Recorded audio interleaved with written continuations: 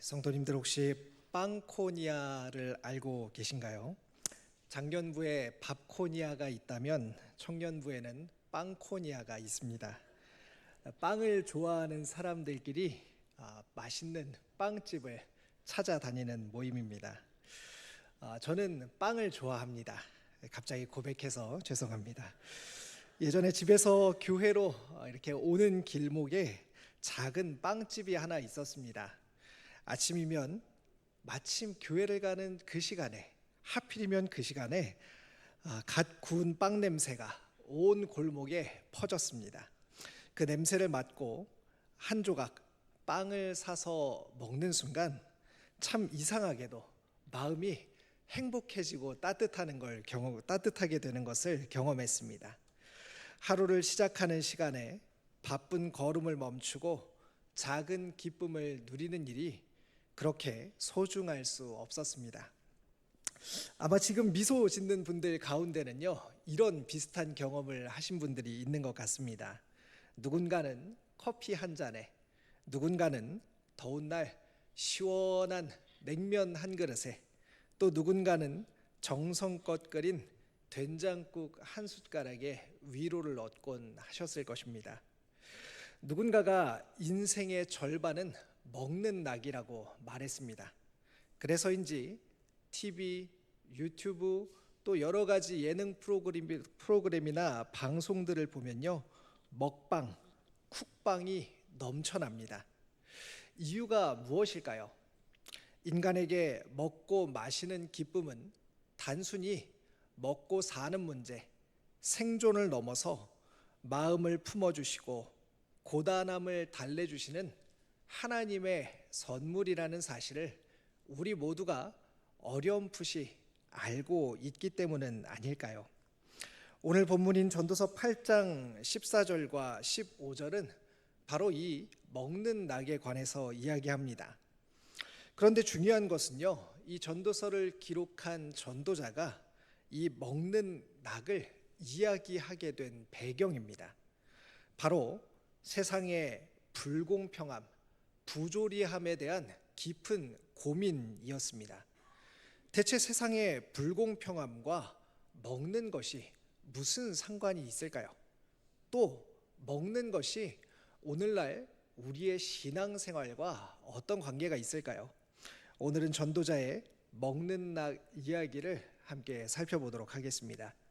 본문 14절은 이렇게 시작합니다. 다시 한번 같이 읽어보겠습니다. 세상에서 행해지는 헛된 일이 있나니 곧 악인들의 행위에 따라 벌을 받는 의인도 있고 의인들의 행위에 따라 이것도 헛되도다. 한마디로 요약하면요, 세상은 공평하지 않다는 것입니다. 전도서를 지은 전도자는 철저한 현실주의자입니다.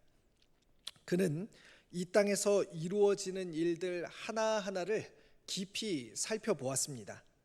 그런데 이 땅에 일어나는 일들을 살펴보니 도저히 이해할 수 없는 일들이 일어나고 있더라는 것입니다. 악인은 잘되고 의인은 고난당합니다. 정직한 사람은 외면당하고 꾀를 부리는 사람은 칭찬을 받습니다.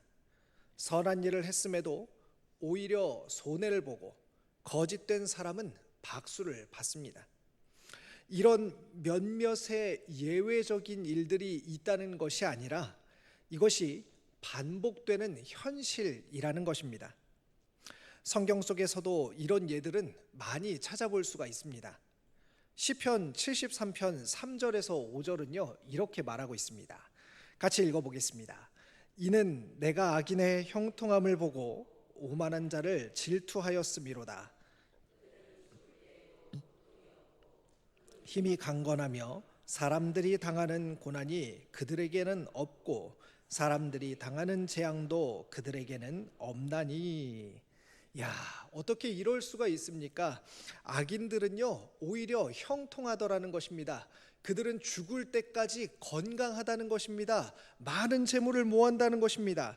시인은 악인이 오히려 평안하며 재물도 더한다고 탄식하며 말하고 있습니다.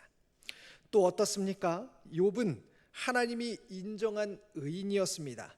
그런데 하루아침에 모든 것을 잃고 맙니다. 요셉은 어떻습니까? 그는 정직했지만 그 정직함 때문에 되려 누명을 쓰고 감옥에 갇히게 되지요.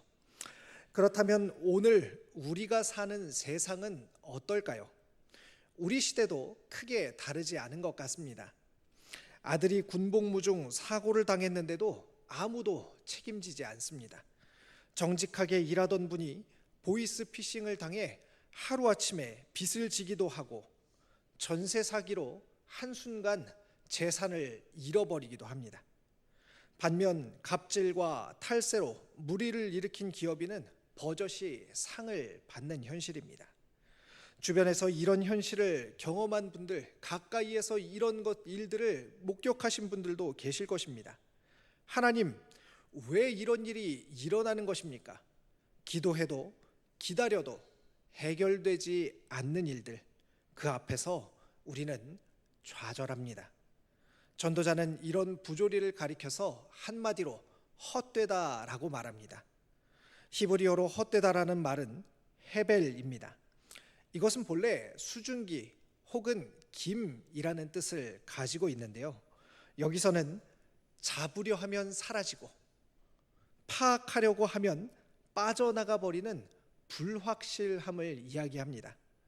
우리가 직면한 일들에 대해서 끊임없이 왜라는 질문을 붙들고 밤새워 고민해도 결론은 우리 손에 잡히지 않는 결과와 같이 모호하다는 것입니다. 그러니 전도자는 이런 현실은 도무지 파악할 수도 없고 이해할 수도 없다는 깊은 탄식을 담아서 이야기한 것입니다. 그렇다면요, 정말 이런 삶의 부조리와 불공평함들은요, 우리의 삶에서 그냥 그것 그대로 끝나버리고 마는 것일까요? 그러나 전도서가 절망으로 끝나지 않는 이유는 바로 다음 구절인 15절에서 놀라운 전환이 일어나기 때문입니다. 우리 15절 말씀을 같이 읽어보겠습니다. 이에 내가 희락을 찬양하노니 이는 사람이 먹고 마시고 즐거워하는 것보다 더 나은 것이 해 아래에는 없음이라. 하나님이 사람을 해 아래에서 살게 하신 날 동안 수고하는 일 중에 그러한 일이 그와 함께 있을 것이니라. 여기서 우리는 놀라운 사실을 발견하게 됩니다. 이렇게까지 불공정하고 헛된 세상을 묘사한 다음에요, 그래서 먹고 마시는 낙이 최고다라고 선언하기 때문입니다. 무엇일까요? 해결할 수 없는 일들을 포기해버린 것일까요? 아니면 체념해버린 것일까요? 그렇지 않습니다. 전도자가 말하는 이 희락, 즉 기쁨은 현실 도피가 아니라 현실을 살아내는 가장 지혜로운 방법이기 때문입니다. 이 구절을 새 번역으로 보면 조금 더 이해하기가 쉽습니다. 같이 한번 보겠습니다. 나는 생을 즐기라고 권하고 싶다. 사람에게 먹고 마시고 즐기는 것보다 더 좋은 것이 세상에 없기 때문이다. 그래야 이 세상에서 일하면서 하나님께 허락받은 한평생을 사는 동안에 언제나 기쁨이 사람과 함께 있을 것이다. 이해가 좀 쉽죠? 즉 전도자는 세상은 부조리하니 그것을 다 알 수도 없고 파악할 수도 없으니 오히려 오늘 주어진 기쁨을 붙들라고 권면하는 것입니다. 오늘이라는 날이 우리에게 허락된 유일한 선물이기 때문에 그 날 속에서 누릴 수 있는 것, 가장 일상적이고 누구에게나 허락되어 있는 먹고 마시는 기쁨을 소중히 여기라는 것입니다. 이런 태도는 전도서의 곳곳에서 볼 수 있는데요. 두 곳만 함께 살펴보겠습니다. 전도서 2장 24절과 3장 13절입니다. 같이 한번 읽어보겠습니다. 사람이 먹고 마시며 수고하는 것보다 그의 마음을 더 기쁘게 하는 것은 없나니 내가 이것도 본즉 하나님의 손에서 나오는 것이로다. 3장 13절 사람마다 먹고 마시는 것과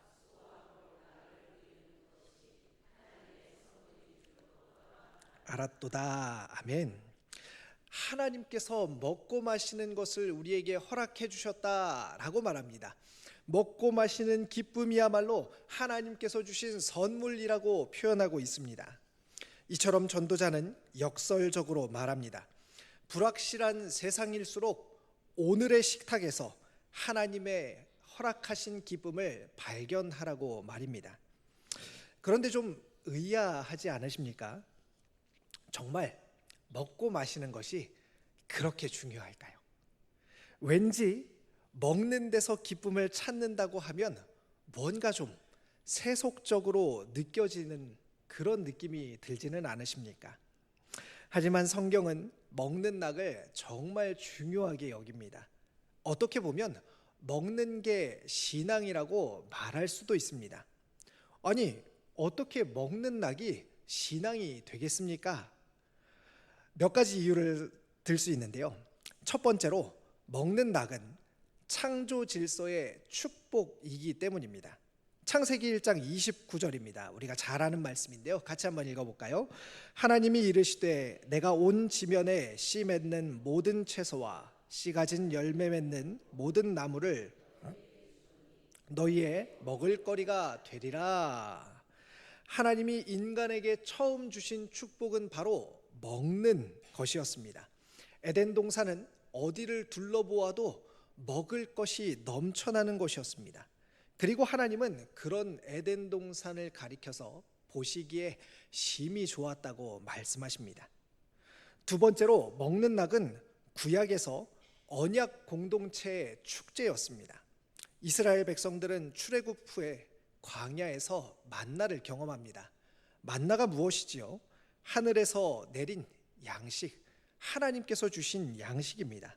이 양식은 내일을 염려하지 말라는 교훈이었습니다. 또 하나님께서 광야에서 이스라엘에게 가르쳐 주신 유월절, 칠칠절, 초막절 등은 모두 먹으면서 하나님을 기억하는 자리였습니다. 그렇다면요, 이제 창조와 구약을 지나서 신약에서는 어떨까요? 세 번째로 신약에서 먹는 낙은 예수님께서 행하신 기쁨의 회복이었습니다. 예수님께서 사역하신 가장 두드러진 자리가 바로 이 먹는 자리였습니다. 예수님은 공생의 첫 사역으로 가나안 혼인잔치에서 포도주가 떨어지자 물로 포도주를 만드십니다. 잔치의 기쁨을 보존해 주셨습니다. 또 오병이어 7병이어의 기적을 통해 굶주린 사람들을 배불리 먹게 해주셨습니다. 삭개오의 집에서는 함께 식사하며 구원이 선포됩니다. 무엇보다 우리가 지난 주일에 행했던 성찬을 한번 생각해 보시기 바랍니다. 주님께서는 십자가 사랑과 새 언약을 떡과 잔을 먹고 마심으로 우리에게 기억하도록 하셨습니다. 마지막 네 번째로요, 먹는 낙은 종말론적 잔치와도 연결됩니다. 우리가 묵상하고 있는 요한계시록 19장 9절은 이렇게 말합니다. 같이 한번 읽어보겠습니다. 천사가 내게 말하기를 기록하라. 어린 양의 혼인잔치에 청함을 받은 자들은 복이 있도다 하고 또 내게 말하되 이것은 하나님의 참되신 말씀이라 하기로. 어린 양의 혼인잔치가 등장하고 있습니다. 이 어린 양의 혼인잔치를 통해 보여주는 마지막에 이루어질 구원 역시 잘 차려진 밥상의 형태로 등장합니다. 결국 먹는 낙은요, 창조에서부터 시작해서 종말에게까지 이어지는 하나님 나라의 이야기 그 가운데에 놓여 있습니다. 그러므로 밥 한 끼를 감사로 받는 순간 우리는 작은 하나님 나라를 이미 맛보고 경험하고 있는 것입니다. 그런데 오늘 말씀을 준비하면서 곰곰이 생각해 보니까요, 감사하게도 우리 교회는 이런 하나님 나라의 이야기를 이미 잘 경험하고 있는 것 같습니다.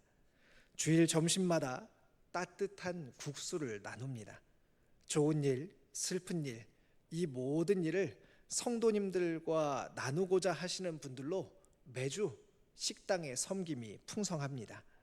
교회는 다니지 않지만 국수를 드시러 교회에 오신다는 분들도 여럿 보았습니다. 또 몇 년째 매달 첫째 주 토요일에 정기적으로 복지관에 나가서 어른들께 짜장면도 만들어 드리고 있습니다. 어떤 어르신과 이야기를 나누다가 야, 그 교회 짜장면 주는 교회, 좋은 교회라는 이야기도 들은 적이 있습니다. 또 대광의 성도들이 함께 식탁 교제를 나누는 밥코니아도 있지요. 어색할까 봐 걱정했는데 막상 함께 식사하며 뜻밖의 기쁨을 얻었다는 이야기를 많이 들었습니다. 이렇듯 먹는 기쁨은 나누는 순간 더 커지는 신비를 가지고 있습니다. 마치 복음과 같습니다. 하나님이 우리를 먹이시니 우리도 함께 먹는 낙을 나누는 것이지요. 그러나 한편으로 여전히 잃어버린 기쁨이 있는 것도 사실입니다. 밥은 먹어도 마음은 쓰립니다. 같은 식탁에 앉아 있어도 휴대폰만 들여다보고 감사 기도도 형식에 그치는 경우가 많습니다. 뉴스는 침울하고 관계는 번거롭게 느껴지곤 합니다. 왜 그럴까요? 전도자는 그 이유를 이미 14절에서 이야기했습니다. 헛되다, 불공평하다, 답이 없는 것 같다는 말이 우리 안의 기쁨을 짓눌러버리고 있기 때문입니다. 그러나 이런 시대일수록 우리는 오늘 전도자의 말을 더욱 붙잡아야 할 줄로 믿습니다. 오늘 하루 먹고 마시며 기뻐하라. 그렇다면 어떻게 먹는 낙을 회복하고 먹는 기쁨을 잘 누릴 수 있을까요? 맛집을 많이 방문하면 되겠습니까? 구체적인 적용을 2가지 정도 나누고 싶습니다. 첫 번째는 감사하는 것입니다. 오늘 먹은 한 끼를 떠올리며 어떤 맛이었는지, 누구와 먹었는지, 하나님께 어떤 것이 감사했는지를 한번 생각해 보시기 바랍니다. 할 수 있다면 적어 보시면 좋겠습니다. 메뉴, 함께한 사람, 감사, 이렇게 3가지를 적어보는 것입니다. 매번 무미건조하게 대했던 밥상이 좀 더 특별한 의미로 다가오게 될 것입니다. 혹시 건강 문제나 식욕 감소로 인해서 먹는 게 불편하신 분들도 괜찮습니다. 하나님은 물 한 잔 혹은 죽 한 술에도 기쁨으로 바꾸시는 분이시기 때문입니다. 2번째로는요, 식탁 교제를 나누는 것입니다. 맛있는 것을 먹으면 생각나는 사람들이 있지 않으십니까?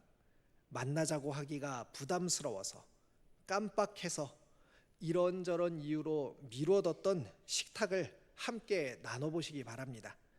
함께 먹어서 기쁘고 행복하다면 어쩌면 0칼로리일 수도 있지 않겠습니까? 상황이 여의치 않아 함께 식사하기가 어려우시다면요, 혼자 식사하는 분들에게 연락하셔서 식사는 잘 하셨는지 안부를 묻는 것도 한 방법이 될 수 있을 것 같습니다. 이제 말씀을 정리하겠습니다. 전도자는 정의와 공의가 지체되는 세상을 바라보았습니다. 악인이 잘되고 의인이 고난당하는 부조리함을 목격했습니다. 그리고 그런 세상을 헛되다, 헤벨이라고 불렀습니다. 그러나 동시에 먹고 마시고 즐거워하라고 외쳤습니다. 왜입니까? 먹는 낙은 삶을 포기하지 않겠다는 믿음의 선언이기 때문입니다. 먹는 낙은 하나님이 오늘을 선물로 주셨다는 고백이기 때문입니다. 또 먹는 낙은 언젠가 우리의 눈물을 닦아주실 천국 잔치의 예행 연습이기 때문입니다. 그러니 사랑하는 성도님들, 오늘 누군가와 함께 식탁을 나누십시오. 오늘 한 끼라도 감사한 마음을 나눠보시기 바랍니다. 그렇게 매일의 기쁨을 간직하고 천국을 살아가는 우리 모두가 되기를 간절히 소망합니다.